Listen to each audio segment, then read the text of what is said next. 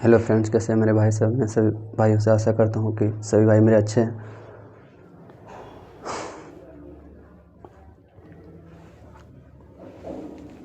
Hello friends, कैसे हैं मेरे सभी भाई। मैं उम्मीद करता हूँ सभी भाई अच्छे होंगे। तो चलिए, आज हम लोग क्लास 9th का तीसरे अध्याय की ओर बढ़ने वाले हैं, क्योंकि इसके पहले 2 अध्याय को पढ़ चुके हैं, संख्या पद्धति और बहुपद। आज तीसरे अध्याय है निर्देशांक ज्यामिति। निर्देशांक ज्यामिति के बारे में इस चैप्टर में कुछ भी नहीं है, बस कुछ भी, मतलब सिर्फ एक परिचय है, जिसके बारे में परिचय के तौर पर जैसे नहीं कहा जाता है कि मतलब आप कहीं हॉस्टल में पढ़ रहे हैं, आप घर गए, आपके पापा का फ्रेंड आया, आपको वो पूछ दिया ये कौन है। मतलब पहली बार आपको, अगर आपको देखा हो तो पूछ दिया नया फ्रेंड कोई बना हो कौन है, तो पापा ने आपको बता दिया कि बच्चे हैं, मेरे बच्चे हैं, फलाना जगह पढ़ाई करते हैं, ये अभी 11 हैं, ये बस शॉर्ट में फॉर्म हो गया।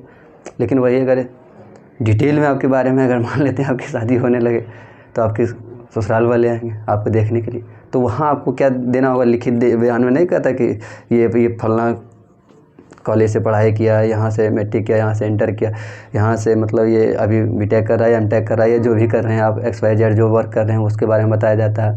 या नालायक रहेंगे तो नालायक के बारे में बताया जाएगा, यानी आपके पूरे हिस्ट्री को दिया जाएगा। तो उसी तरह से इसके बारे में निर्देशांक ज्यामिति के बारे में फुल हिस्ट्री आपको अगले क्लास में है। इसमें सिर्फ परिचय है आपको, क्या क्या ये होता है, क्या नहीं होता है, किसके बारे में, मतलब इसका सिर्फ पॉइंट दर्शाना कैसे, तो उन चीज़ों के बारे में पढ़ना है आपको। इसमें विशेष रूप से कुछ नहीं है, तो इसमें एकदम फ्रेश है, बिल्कुल जो बच्चा कुछ भी नहीं जानता उसको भी मैं 100% इसमें सिखा सकते हैं, इसमें कोई दिक्कत नहीं है। तो चलिए, हम लोग समय गंवाए बिना क्लास को स्टार्ट करते हैं, और सभी भाइयों से वही रिक्वेस्ट है कि अधिक से अधिक संख्या में जुड़ें और चैनल को सब्सक्राइब करें, लाइक करें, कमेंट करते हैं, तो हमें भी अंदर से मोटिवेट मिलता है कि नहीं, मेरे भाई मेरे लिए इतना कर रहा है, तो मुझे भी और इसके लिए मेहनत करना चाहिए। और हमें क्या जीवन में किसी को भी इंसान को, अगर आप एक भी इंसान को अगर आपके वजह से अगर सहयोग होता है, तो आपके लिए ये 84 लाख योनियों में जन्म लेने के बाद मनुष्य शरीर जो मिला है, तो आपके लिए ये धन्य हो जाएगा।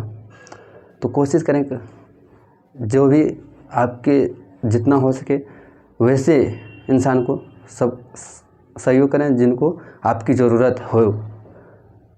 आपकी ज़रूरत है तो आप 100% उनको करें मदद, क्योंकि ऊपर वाले के पास सारा हिसाब रहता है, आपका वो कभी नहीं रखेगा। अगर आप तय दिल से किसी को अगर सपोर्ट करते हैं, किसी चीज़ में मेहनत करते हैं, किसी चीज़ को शिद्दत से कहते हैं ना, किसी चीज़ को अगर शिद्दत से चाहो तो पूरे कायनात मिलाने आ जाता है। तो उसी तरह से आप शिद्दत से किसी को अगर हेल्प करना चाहते हैं, शिद्दत से करें और मन लगा के पढ़ें, यही शुभकामना। तो चलिए, आज निर्देशांक ज्यामिति क्या होता है इसके बारे में मान लेते हैं कि सपोज ये वाइट बोर्ड है, इस पर एक बॉक्स बना लिया, हम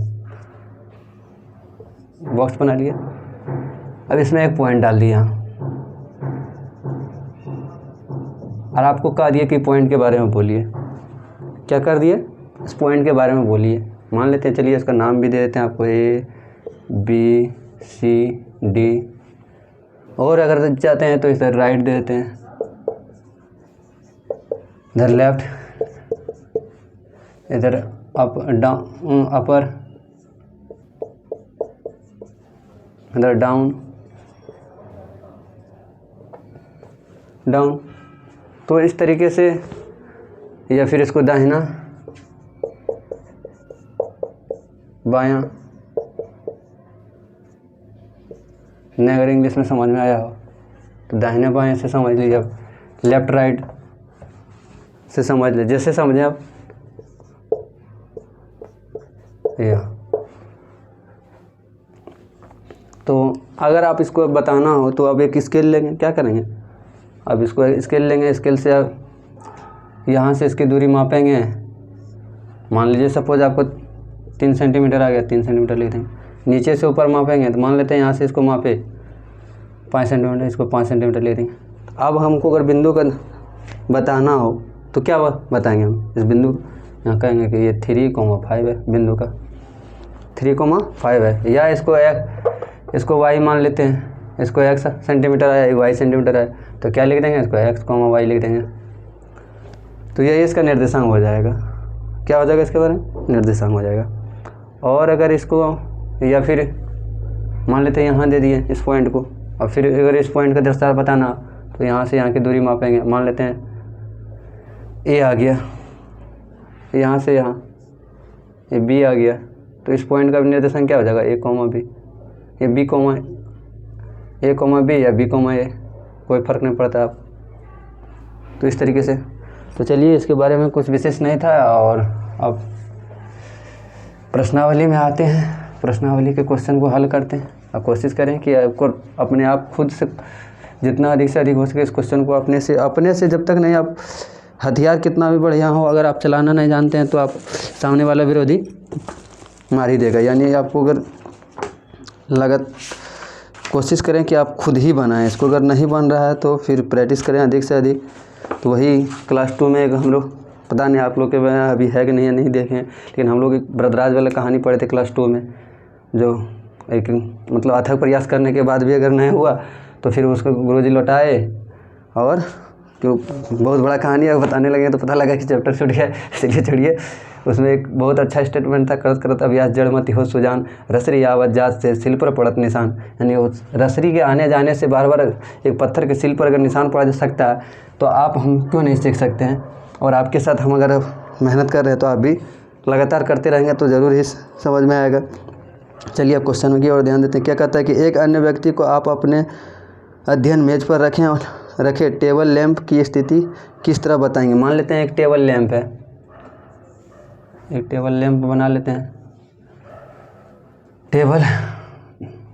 टेबल का थोड़ा फिगर हमें बेहतर तरीक़ा से नहीं आता बॉस, तो इसमें कोई कमेंट नहीं करेंगे मेरे भाई साहब।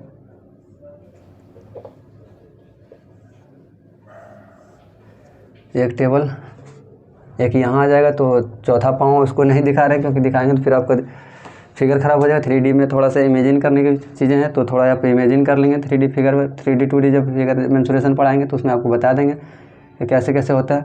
अब कह रहा है कि इसमें अन्य एक व्यक्ति को आप अपने मेज पर रखे टेबल लैंप की स्थिति किस तरह से बताएंगे। मान लेते हैं एक लैंप है यहाँ, कैसे बनेगा यार लैंप, सपोज यहाँ लैंप है कुछ ऐसे, इसको नाम लैंप लिख देते हैं, बड़ा थोड़ा कर देते हैं।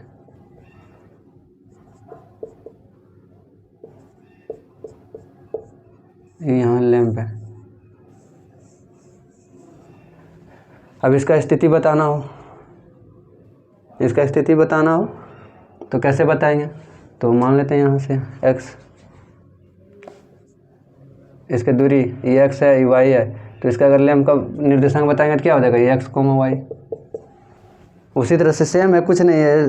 अब आंसर इसका कुछ भी हो सकता है, ऐसे बुक के आंसर से आपको नहीं जाना। ये अब मान लेते हैं कि इसका ये, क्योंकि इसमें कुछ डाटा दिया नहीं हुआ है, तो डाटा दिया नहीं है तो इसको कुछ भी जैसे मानेंगे तो वैसा आएगा। ये मानेंगे तो ए आ जाएगा, बी मानेंगे तो बी आ जाएगा, एक्स वाई जेड वो डिजिट में मानेंगे डिजिट में आएगा।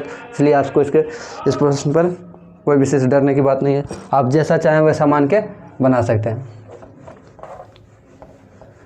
दूसरा क्वेश्चन तो आप लोग देख के ही डर गए होंगे, 100% करते हैं, लेकिन कुछ नहीं है। दूसरा आप देख के डरे होंगे, इसमें हम कोई राय नहीं है। और एक समय था कि हम भी डरे थे, ऐसा नहीं है, हम भी डरे थे देख के क्वेश्चन, आप भी डरे हैं। कल यही क्वेश्चन आपके लिए आसान हो जाएगा।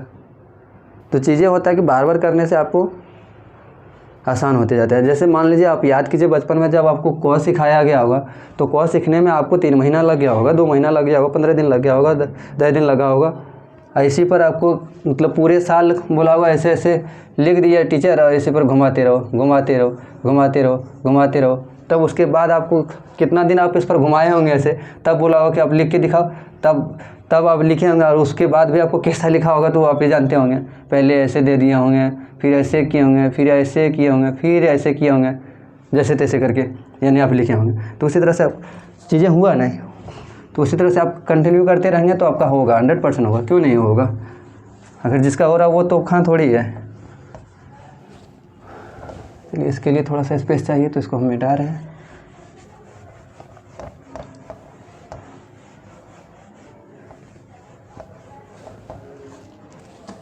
दूसरा क्वेश्चन कह रहा है कि सड़क योजना, एक नगर में 2 मुख्य सड़क है। जैसे जैसे क्वेश्चन करते जाएगा वैसे पहले क्वेश्चन को कोशिश करें कि 2 से 3 बार पढ़ें, 2, 3, 4 बार जितना हो सके क्वेश्चन को पहले पढ़े। क्वेश्चन इतना बार पढ़ लें कि आपके माइंड में क्वेश्चन घूमने लगे, दिखने लगे, क्वेश्चन से बात होने लगे। अब बहुत को लगेगा बात कैसे होगा, बात होता है। अगर आप उस तरह से मेहनत करते रहते हैं, आप कंटिन्यू करेंगे, सवालों को जज करेंगे, तो आपका अंतरात्माओं से बात होने लगता है, क्वेश्चन से बात होता है। तो कोशिश करें कि क्वेश्चन को अधिक से अधिक बार पढ़ें। जिस भाइयों को बिल्कुल नहीं समझ में आता है उनको तो एकदम क्वेश्चन को जैसे रट जाए बाबिल की तरह, उसे रटने को मतलब क्वेश्चन आपके दिमाग में बैठ जाना चाहिए, क्या क्या कह रहा है। जैसे वो क्या कह रहा है उस आपके माइंड में बैठेगा, आपको सवाल बन जाएगा। उसमें कुछ नहीं है, इसमें कुछ है ही नहीं। जैसे एक नगर में 2 मुख्य सड़क है, एक मान लेते हैं ये, एक ये है, ठीक है, जो नगर के केंद्र बिंदु से पर मिलती है। केंद्र बिंदु पर मिलता है, यहाँ मिला सेंटर सी। ये 2 सड़कें उत्तर दक्षिण की दिशा में और पूर्व पश्चिम की, देखिए उत्तर, इसको ईस्ट, ईस्ट को पूरब, वेस्ट, नॉर्थ, साउथ, पूरब पश्चिम उत्तर दक्षिण, हमेशा याद रखें पूरब पश्चिम उत्तर दक्षिण। चलिए अब ये जहाँ तक क्या कर रहा था कि एक नगर में 2 मुख्य सड़कें हैं, एक उत्तर दक्षिण और एक पूर्व पश्चिम, 2 मिल गए हमको। जो नगर के केंद्र बिंदु पर मिल गया। आगे क्या कर रहा है, नगर की अन्य सभी सड़कें इन मुख्य सड़कों के समांतर परस्पर 200 मीटर की दूरी पर है। क्या कर रहा है कि इस नगर की अन्य सभी सड़क, नगर की अन्य सभी सड़क मान लेते हैं, गाँव में शहर में अधिक से अधिक सड़कें होते, इन मुख्य सड़कों के समांतर है, यानी समांतर है, समांतर है। प्रत्येक दिशा में लगभग 5 सड़क है, प्रत्येक दिशा में 5 सड़क है। मान लेते हैं एक पूर्व पश्चिम है तो एक और सड़क समांतर का रहा, तो चलिए 2 3 4 5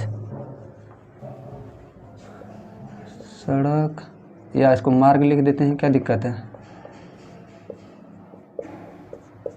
1 मार्ग 2, आप ऊपर से देखते रहे, 3 4 और 5 प्रत्येक दिशा में। इधर से भी ले लेते हैं, 1 2 3 और 1 4 5, 5 हो गया। इसको भी लिख देते हैं मार्ग, 1 2 3 4 और 5, 1 2 3 4 5। आगे क्या कर, प्रत्येक दिशा में लगभग 5 सड़कें हैं। 1 सेंटीमीटर 200 मीटर का पैमाने लेता है। मान लेते हैं कि इनके बीच की दूरी ये क्या है, 1 सेंटीमीटर। 1 सेंटीमीटर क्या कह रहा है, 1 सेंटीमीटर बराबर 200 मीटर, 200 मीटर। प्रत्येक दिशा में लगभग 5 सड़कें हैं, 1 सेंटीमीटर पर 5 पैमाने को अपने नोटबुक में नगर का एक मॉडल बनाइए। मॉडल बना दिए। अब कह रहा कि सड़कों को एकल रेखा से निरूपित कीजिए। एकल रेखा मतलब ये क्या है, 1 2, एकल मतलब एक करके निरूपित कीजिए। एक कर दिए। उसके बाद अब क्या करा आगे, अगला कह रहा है कि आप मॉडल पेपर, आपके मॉडल में एक दूसरे को काटते हुए अनेक क्रॉस स्ट्रिक मतलब चौराहा होता है, जैसे जहाँ 4 मिल रहा हो। क्रॉस स्ट्रिक इसमें कहाँ का मिल रहा है, यहाँ देखिए 4, एक इधर 2 3, यहाँ यहाँ यहाँ यहाँ यहाँ, इस तरह से अनेकों मिल रहा है क्रॉस स्ट्रिक, चौराहा हो सकते हैं। एक विशेष क्रॉस स्ट्रिक 2 सड़कों से बनी है, जिसमें से एक उत्तर दक्षिण दिशा में जाती है और दूसरा पूर्व पश्चिम। एक उत्तर दक्षिण, एक पूर्व पश्चिम। आगे क्या है, प्रत्येक क्रॉस स्ट्रिक का निर्देशन इस प्रकार किया जाता है कि यह यदि दूसरी सड़क उत्तर दक्षिण दिशा में और 5